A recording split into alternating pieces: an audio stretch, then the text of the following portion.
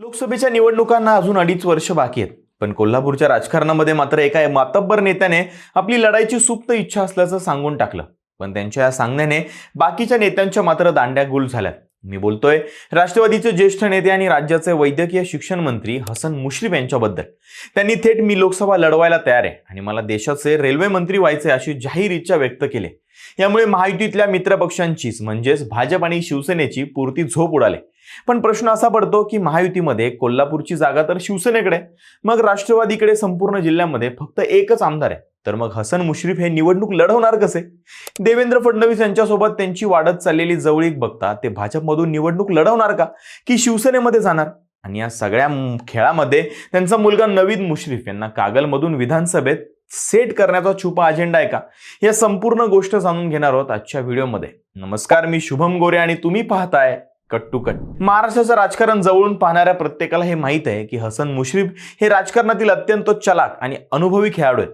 ते जेव्हा एखादं विधान करतात तेव्हा ती त्यांची वैयक्तिक इच्छा नसते, तर तो एक राजकीय पतंग उडून लोकांची आणि पक्षांची नस तपासून पाहण्याचा प्रयत्न असतो. याला राजकीय भाषेमध्ये बलून टेस्ट किंवा चाचपणी म्हणतात.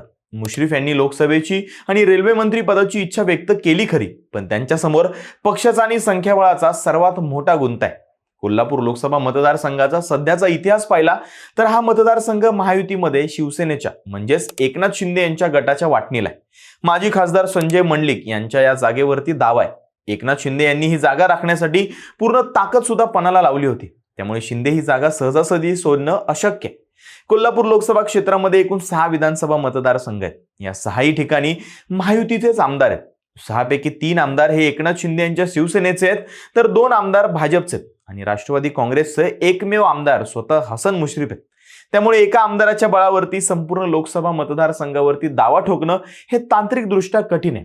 बाकीच्या 5 विधानसभा मतदारसंघामध्ये त्यांना महायुतीतील मित्रपक्षांची मदत घ्यावीच लागणार आहे. पण स्वतःकडे 3 आमदार असल्यामुळं शिवसेना आपली हक्काची जागा सोडणार नाही, कारण शिवसेनेकडून माजी खासदार संजय मंडलिक हे या जागेवरती पुन्हा दावा सांगणार आहेत हे निश्चित आहे. त्यामुळे मुश्रीफांचा नंबर लागणं अवघड आहे. काही राजकीय विश्लेषकांच्या मते मुश्रीफ यांनी टाकलेला हा डोळा थेट भाजपवरती आहे. सध्याच्या घडीला हसन मुश्रीफ हे जरी राष्ट्रवादीमध्ये असले तरी ते राज्याचे मुख्यमंत्री देवेंद्र फडणवीस यांच्या अत्यंत गुडबुकमध्ये मानले जातात. देवेंद्र फडणवीस हे गेल्या काही महिन्यांमध्ये कोल्हापूर आणि कागल दौऱ्यावरती आले असता मुश्रीफ यांनी त्यांच्याशी अत्यंत घट्ट संबंध निर्माण केले. भाजपचे समर्जित घाडगे जसे फडणवीसांच्या जवळ आहेत तितकीच जवळीक मुश्रीफ यांनीही निर्माण केले. पण इथेही भाजपच्या अंतर्गत राजकारणाचा एक मोठा अडथळा आहे. भाजपने 2029च्या निवडणुका स्वबळावरती लढण्याचे संकेत दिले असले तरी पण देशात आणि राज्यामध्ये जेनझीच्या आंदोलनानंतर निर्माण झालेल्या राजकीय वातावरणामुळे भाजप दोन्ही मित्र पक्षांना सोडून स्वतंत्र लढेल याची शक्यता मात्र धुसर झाली.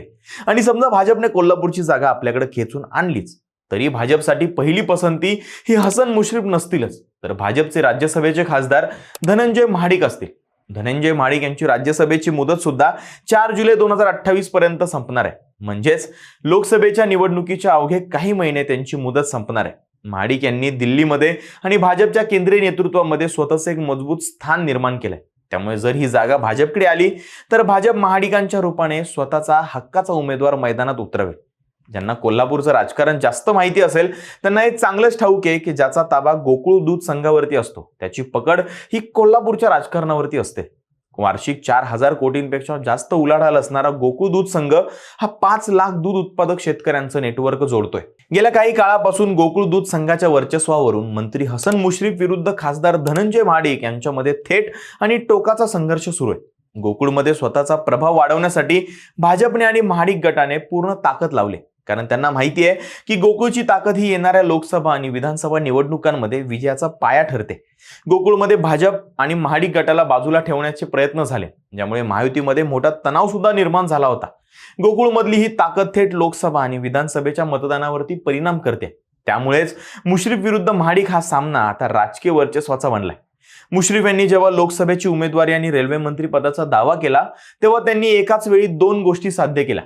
पहिली गोष्ट म्हणजे त्यांनी महाडिक आणि संजय मंडलिक यांची फिरकी घेतली आणि दुसरी गोष्ट म्हणजे त्यांनी महायुतीच्या वरिष्ठांना हा मेसेज दिला की जर तुम्हाला कोल्हापुरामध्ये मजबूत आणि जिंकणारा चेहरा हवा असेल तर माझ्यासारखा पर्याय उपलब्ध आहे.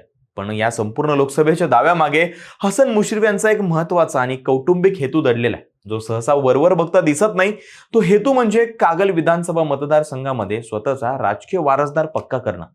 हसन मुश्रीफ हे अनेक वर्षांपासून कागल विधानसभेचे प्रतिनिधित्व करतात, पण आता त्यांना आपला मुलगा नवीद मुश्रीफ यांना राजकारणामध्ये मुख्य प्रवाहात आणायचंय. नवीद मुश्रीफ यांना आधीच गोकुळ संघाचं अध्यक्षपद देऊन मुश्रीफ यांनी त्यांच्या राजकीय कारकिर्दीचं पहिलं पाऊल मजबूत तर केलंय. जर हसन मुश्रीफ स्वतः लोकसभेच्या रिंगणात उतरले आणि दिल्लीच्या राजकारणामध्ये गेले तर कागलची त्यांची हक्काची विधानसभा जागा रिकामी होईल आणि या जागेवरती ते आपले सुपुत्र नवीद मुश्रीफ यांना आमदारकीची उमेदवारी सहज देऊ शकतील. पण मग विषय असा येतो की कागलमध्ये मुश्रीफ यांचे पारंपरिक विरोधक असणारे समरजित घाटगे यांचं काय? शाहू ग्रुपचे अध्यक्ष असणारे समरजित घाटगे हे भाजपचे वरिष्ठ नेते आणि देवेंद्र फडणवीस यांच्या अत्यंत जवळचे मानले जातात. जर मुश्रीफ लोकसभेला गेले तर कागलमध्ये नवीद मुश्रीफ यांच्या विरोधामध्ये समरजित घाटगे उभे राहतील आणि तिथे पुन्हा मोठा संघर्ष उभा होईल. म्हणूनच मुश्रीफ यांची अशी रणनीती असू शकते की स्वतः लोकसभेला जाण्यापूर्वी समरजित घाटगे यांच्या पुनर्वसन हे महामंडळ किंवा इतर महत्वाच्या पदावरती करून घेणं, जेणेकरून नवीद मुश्रीफ यांच्या आमदारकीचा मार्ग सोपा होईल. तशी त्यांनी तयारी सुद्धा सुरू केली आहे. मुश्रीफ यांना हे चांगलंच ठाऊक आहे की उपमुख्यमंत्री अजित पवार यांच्या निधनानंतर राष्ट्रवादीमध्ये राजकीय बॅकबोनची पोकळी निर्माण झाली. अशा स्थितीमध्ये स्वतःचं राजकीय अस्तित्व टिकवून ठेवण्यासाठी आणि मुलाचं भविष्य सुरक्षित करण्यासाठी त्यांना फडणवीस यांच्या जवळ जाण्याशिवाय किंवा महायुतीमध्ये स्वतःची ताकद दाखवण्याशिवाय पर्याय उरलेला नाही. चंदगड, राधानगरी आणि कागल या तिन्ही भागांमध्ये मुश्रीफ यांना मानणाऱ्या कार्यकर्त्यांचं जाळं मोठं आहे. लोकसभा जिंकण्यासाठी संपूर्ण 6च्या 6 विधानसभा मतदारसंघाची ताकद लागते. त्यामुळे जर मुश्रीफ यांना खरोखरच रेल्वे मंत्री व्हायचं असेल तर त्यांना एकतर भाजपच्या चिन्हावर किंवा महायुतीतील सर्व घटकांना एकत्र आणूनच लढावं लागेल, जे आजच्या घडीला अत्यंत कठीण दिसतंय. असो, भविष्यामध्ये मुश्रीफ खरोखरच लोकसभेच्या रिंगणात उतरून दिल्ली गाठतात का, की ही फक्त गुगली महायुतीतील मित्रांची नस कापण्यासाठी होती, हे येणारा काळच ठरवेल. तुम्हाला काय वाटतं? मुश्रीफ यांना खरंच खासदार व्हायचं असेल का, की यामागे सुद्धा काही राजकीय गेम आहे? कमेंट्समध्ये आम्हाला नक्की सांगा आणि अशाच राजकीय विश्लेषणांसाठी कट टू कट या युट्यूब चॅनलला सबस्क्राईब करायला विसरू नका.